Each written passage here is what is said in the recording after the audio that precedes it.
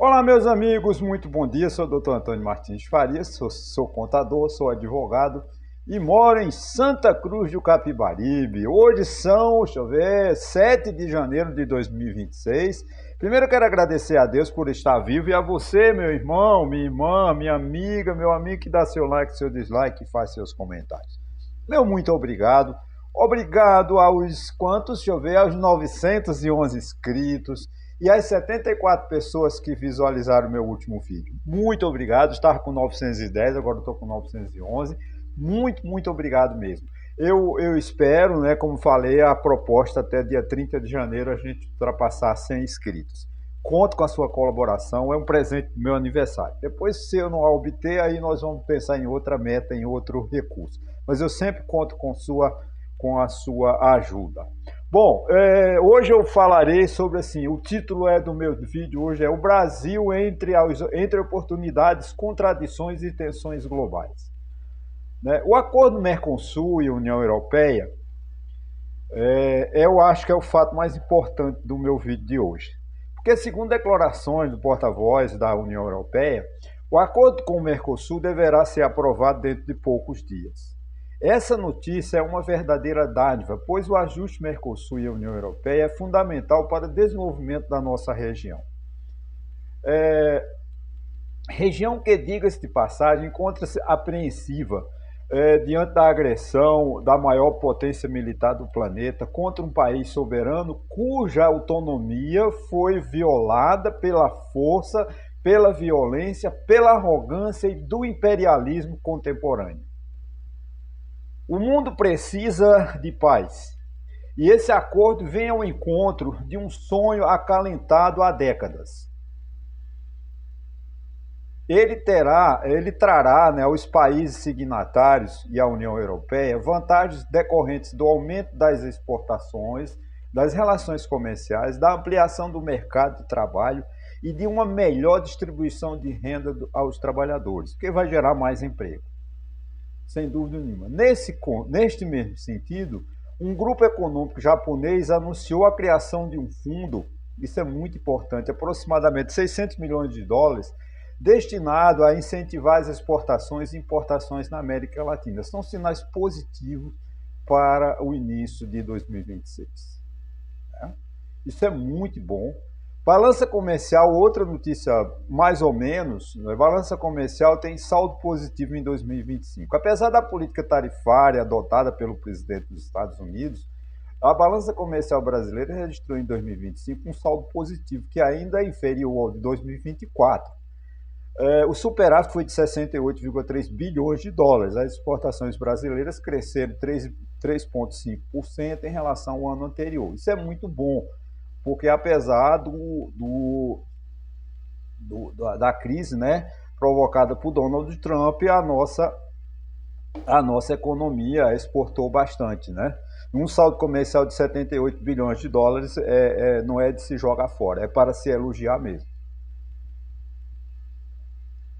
No Brasil, o rico não paga imposto. Esse é o grande gargalo, o grande problema do nosso país, né? Circulou nos jornais do país, nos grandes jornais principalmente, a notícia de uma mansão pertencente a um famoso artista brasileiro foi colocada à venda pelo valor de 18 milhões de reais. Isso é muito bom. Mas acumulando, agora, só que essa mesma casa tem um acúmulo de dívida do IPTU de aproximadamente 550 mil reais. O proprietário possui recursos, muitos recursos, suficientes para... Por que não paga o imposto? Porque sabe que no Brasil a carga tributária recai majoritariamente sobre os mais pobres. Porque o IPTU que essa pessoa deixa de pagar, deixou de ir para a escola, deixou de ir para a saúde, deixou... Quando o próximo comprador dessa mansão comprar, que eu acho que compra, ele vai lá, parcela em 60 vezes, em 200 vezes, e quem paga isso é o contribuinte pobre, que não paga o imposto do rico. O rico não paga IPTU nas cidades no Brasil, principalmente cidades pequenas como Taquaritinga, Santa Cruz do Capibaribe, porque os ricos são protegidos pelos prefeitos, né? Tem, por exemplo, em Taquaritinga do Norte, eu acredito, espero que eu esteja mentindo, que não tem, há anos que não se faz um recadastramento da zona urbana do município. Então, muitas casas, muitos terrenos, não tem IPTU, não paga IPTU simplesmente porque a prefeitura não faz questão. Porque quando a prefeitura cobra IPTU, ele pede o voto, principalmente do rico. Né? Mais uma notícia interessante, isso deve chamar a atenção, né? Inteligência artificial começa a andar sozinha. Esse é o sonho. A inteligência artificial autônoma, independente, ela é o sonho dos grandes investidores na chamada inteligência artificial, ou IA. Né? Em evento realizado em Las Vegas, o CEO de uma grande empresa do setor né, de informática, portanto de dados, afirmou que a chamada IA física, capaz de permitir que robôs, drones e veículos e outras máquinas tomem decisões sem interferência humana, será realizado em breve, apesar dos desafios técnicos ainda existentes. É o sonho dos grandes magnatas, tipo Elon Musk, dono da Tesla, a China, é que os carros passem a ser automáticos, né, sem precisar de motorista. Imagine uma Uber da vida que ela ganha $25 por cada corrida, ou 25%, suponhamos. Se ela comprar um carro autônomo que não precisa de empregado, ela vai ganhar 100%.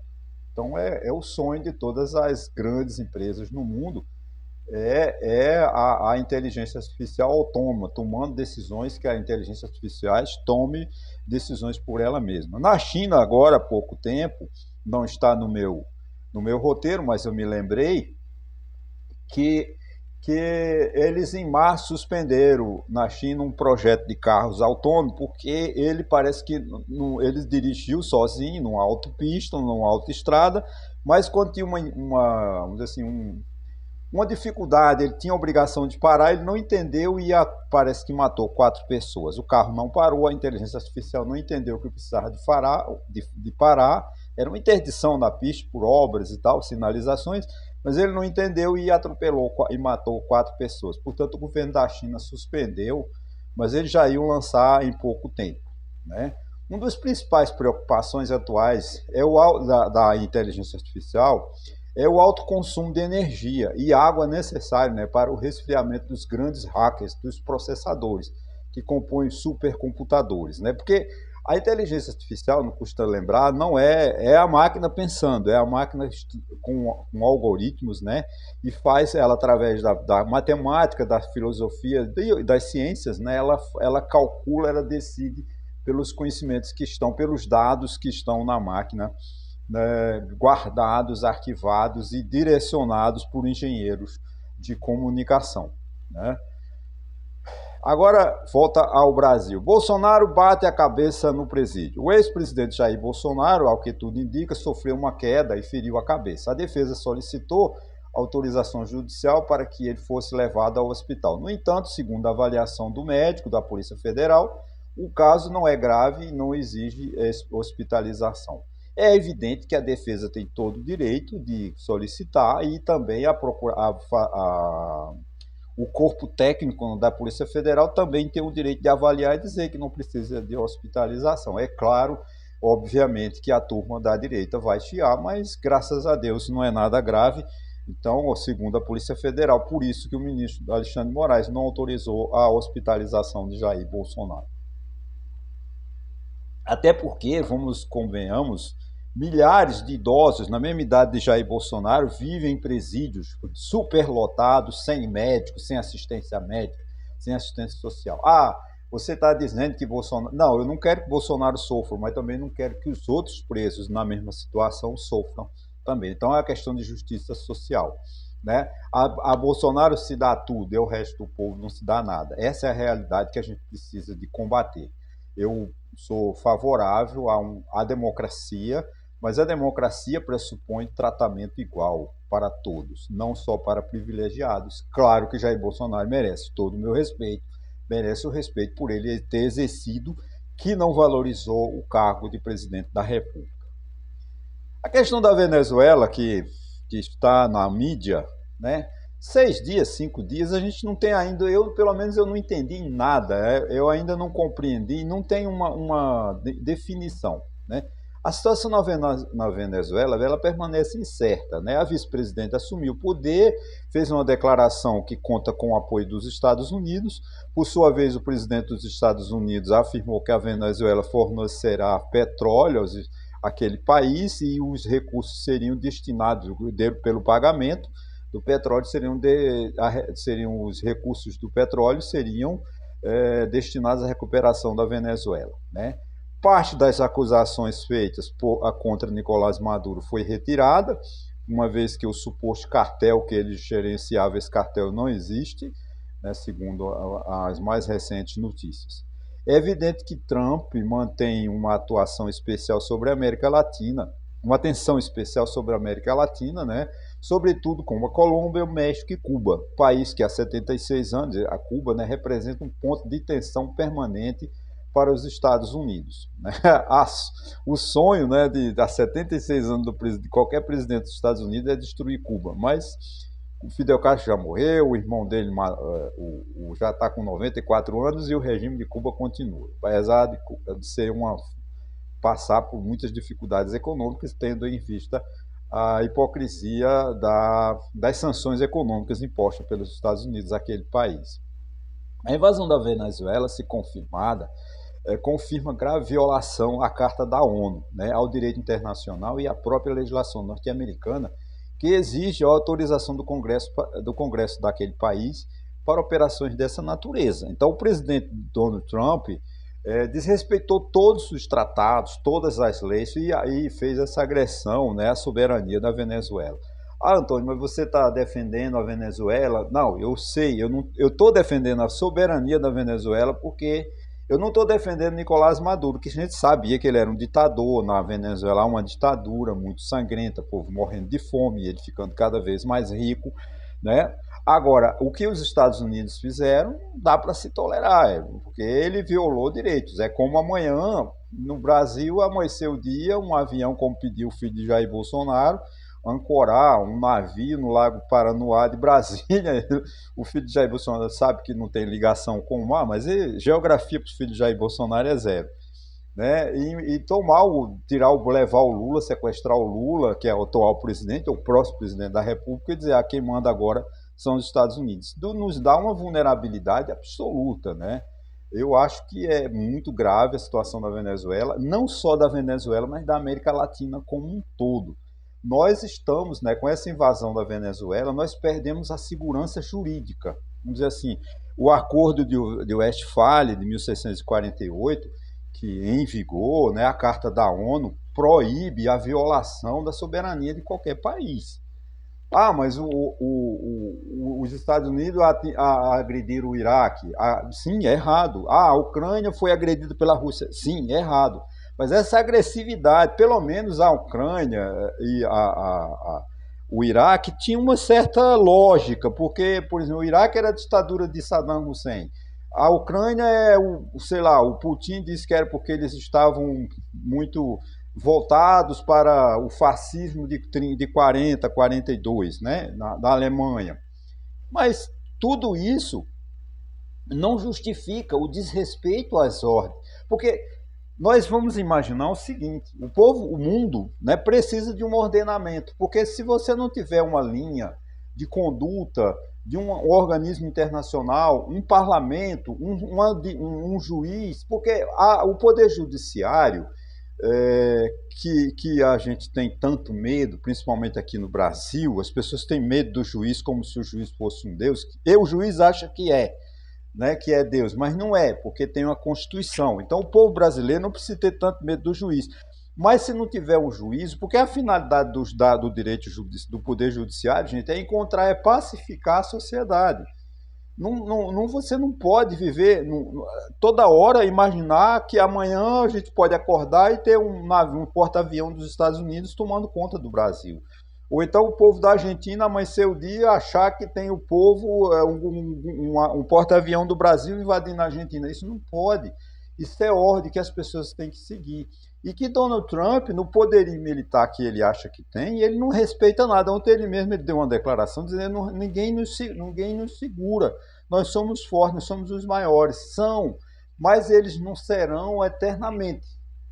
O poderio econômico dos Estados Unidos, o Império Americano, está em decadência. Até porque quando você vê um país agressivo como os Estados Unidos, é porque ele não está desenvolvido, ele está em um processo, ele está procurando o caminho, está procurando o espaço.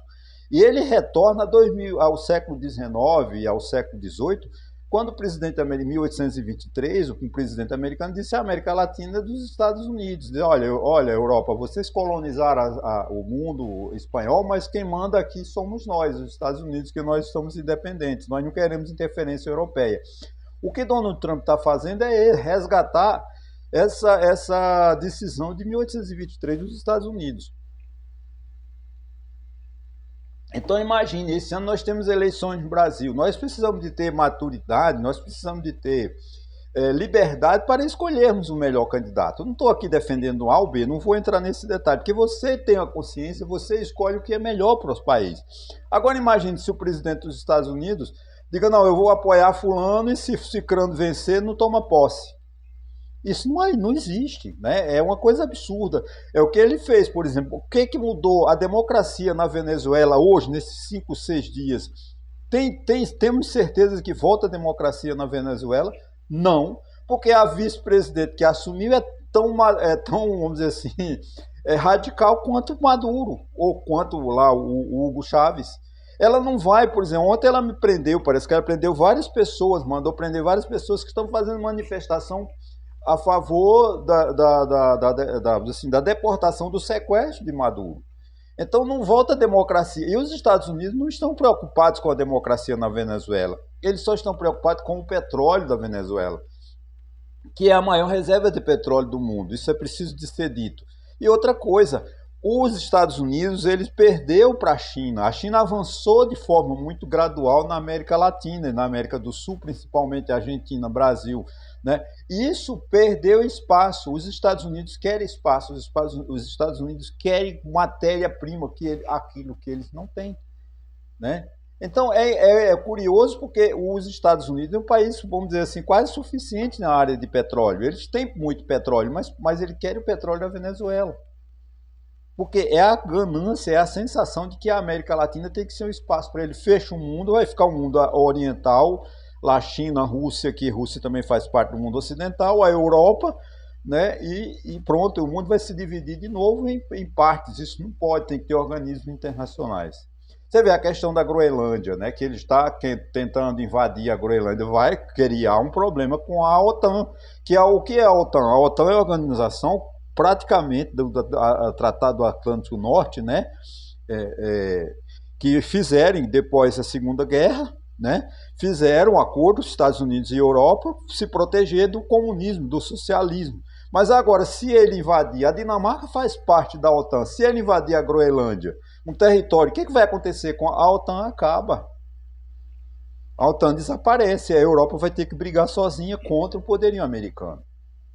Esse é o grande problema. Por isso que a gente precisa de respeitar as instituições. Quando você vê esse povo da direita radical, não estou dizendo que o PSOL é melhor do que a direita não, tá, gente? O PSOL, PSTU, essas agremiações, porta-vozes do PT, né?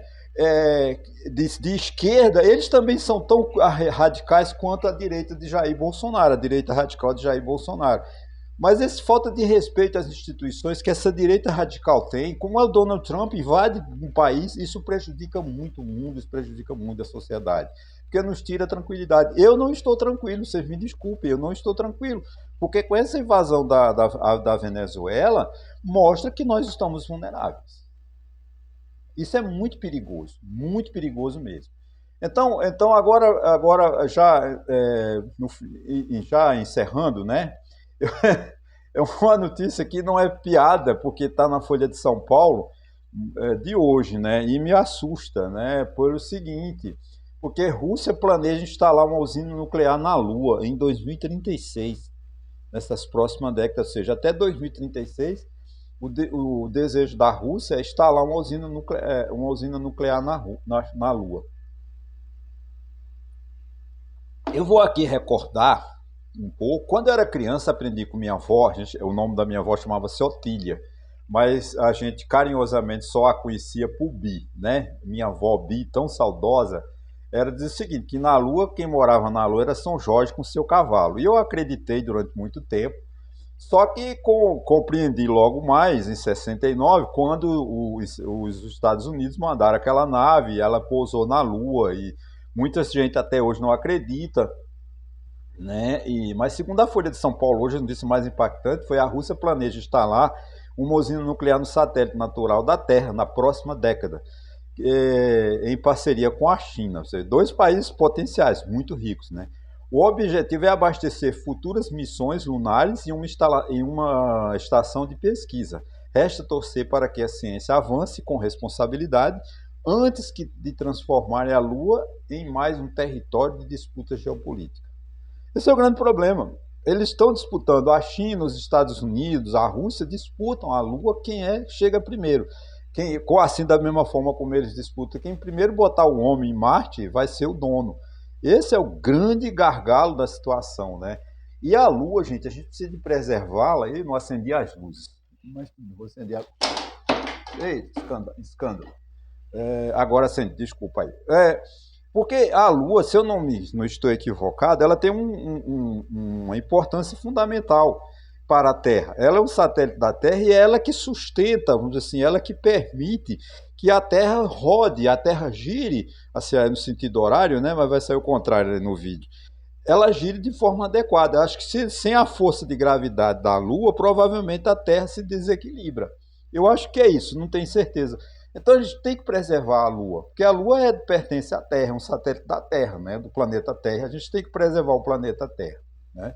Agora voltando aqui para o final, falando ainda sobre a política brasileira.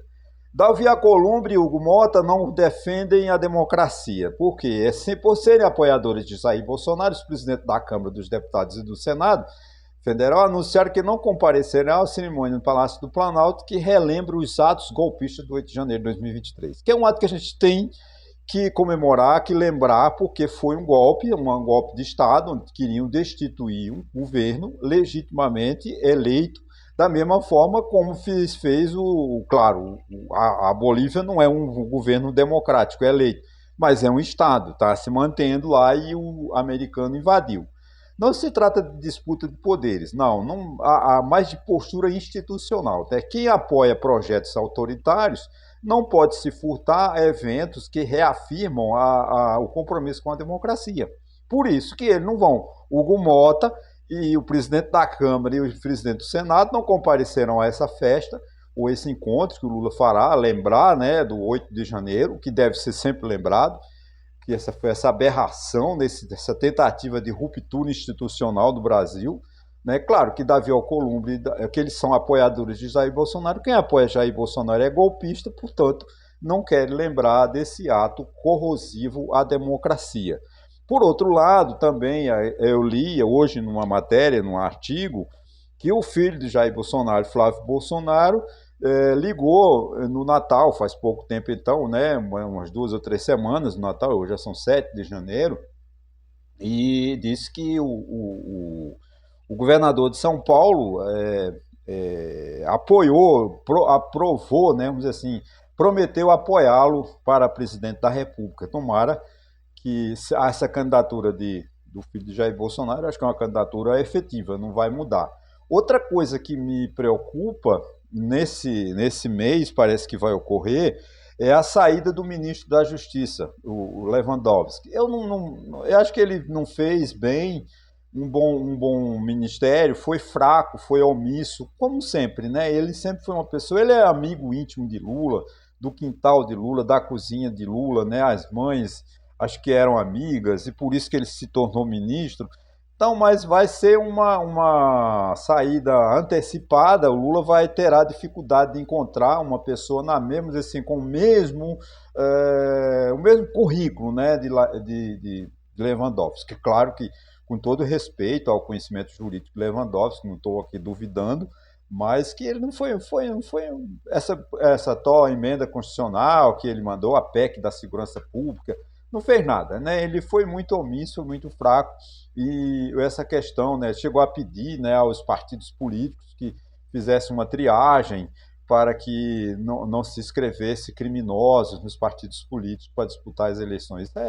Mostra fracasso, né? O crime organizado já está infiltrado no nosso poder, lamentavelmente, e talvez por isso Lewandowski tenha sido tão fraco como ministro da Justiça, mas eu acho que Lula encontrará dificuldade em encontrar um substituto. Estão apontando para o atual presidente, secretário, diretor-geral da Polícia Federal, acho que é um bom nome, mas tem outro advogado também, acho que é o advogado da Petrobras, que eu não conheço também.